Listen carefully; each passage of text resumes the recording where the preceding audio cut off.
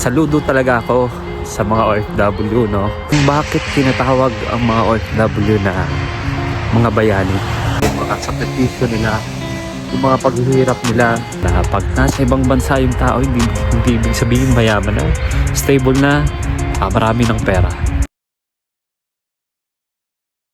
Sobrang taas po ng cost of living sa Japan. Yun nga po dahil po alam nila taas po yung sahod ko, hindi ko pa sinasabi sa kanilang totoo. So lahat po ng sasabihin nila sa aking mga pangangailangan, ipaprovide ko hanggang sa matira na lang po sa akin isang lapad. O, paano ka nabubuhay sa 4,000 pesos? Titipirin po. Gusto ko rin po hindi lang nakikita nila sa vlogs ko na masaya ang Japan kapag po travel, pag po mamamasyal ka, kaya ko po siya naging dream country. Pero kapag ka work, walang work-life balance po doon ng mga Japanese. Makikita talaga doon na sobrang dedicated nila sa work. So kailangan mo pong makipagsabayan. Parang nagtatrabaho ka para ma-survive yung pang-araw-araw mo. Opo. Para mabuhay ka. Ganun po. Hi, Ilonggo in Canada here now. So, quick reaction lang sa nag-viral, no, na guest ni Tony sa Tony Talks na si Janela in Japan, no. Grabe yung sinabi niya doon. As in, natamaan ako doon at talagang bigla akong naalala yung mga napagdaanan ko din, no, sa pag-abroad ko. Nasa Dubai ako, dito sa Canada. Oh, grabe. At talagang daming nakarelate noon. Especially yung mga OFW, mga breadwinners, no? Grabe yun. No? At saludo talaga ako sa mga OFW, no? Nung nagsimula akong mag-abroad, dun ko na-realize or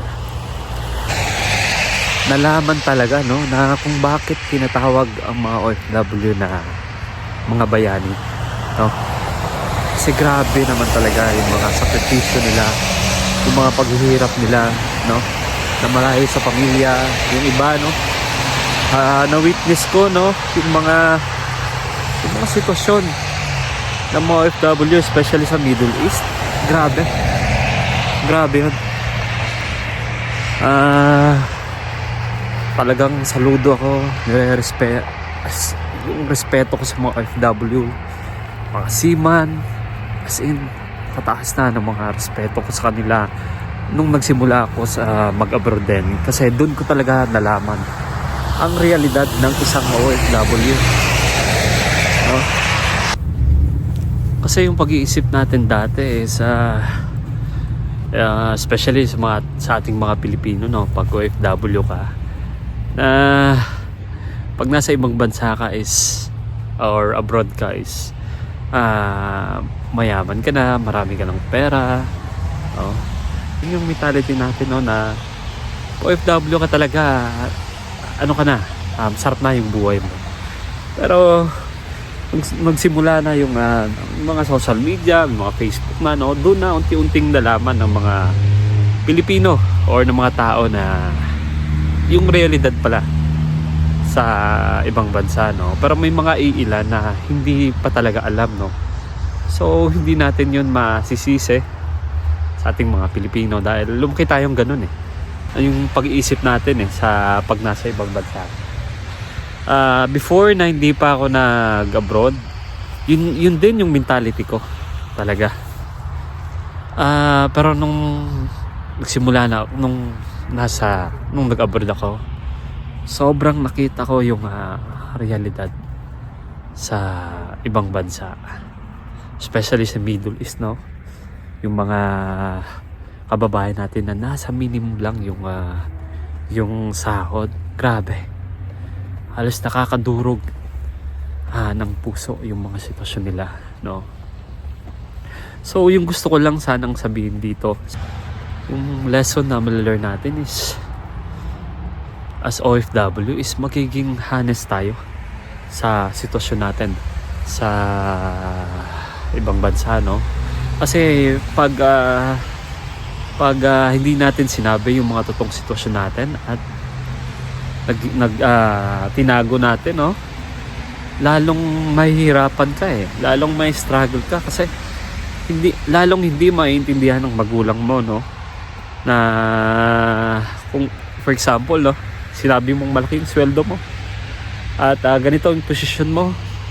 At syempre, no, magtataka yung magulang mo, ba't konti lang pinadala mo, or yung asawa mo, magtataka yun, no? Malaki sahod mo pero konti lang pinapadala mo. Syempre, no, mas lalo kang hindi nila maintindihan, no?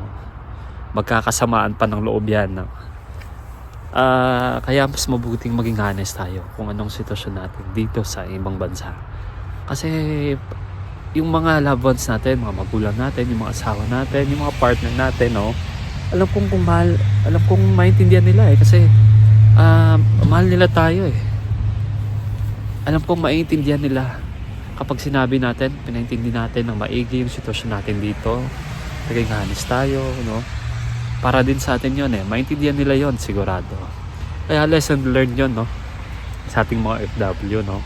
So as much as possible, no, maging honest tayo sa sitwasyon natin, no, para maintindihan tayo ng mga loved ones natin at tayo din makagaan din sa sitwasyon natin as OFW. So yun lang, no. So sana, no, maging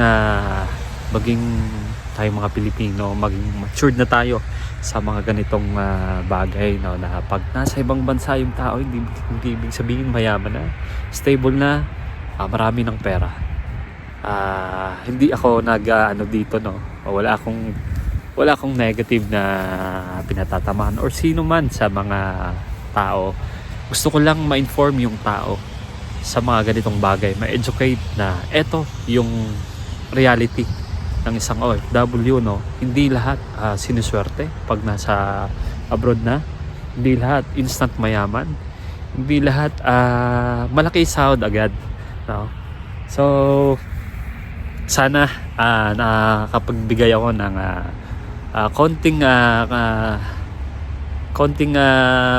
bagay na makakatulong sa OFW at sa ating mga Pilipino. So thank you. This is Ilonggo in Canada. Salamat.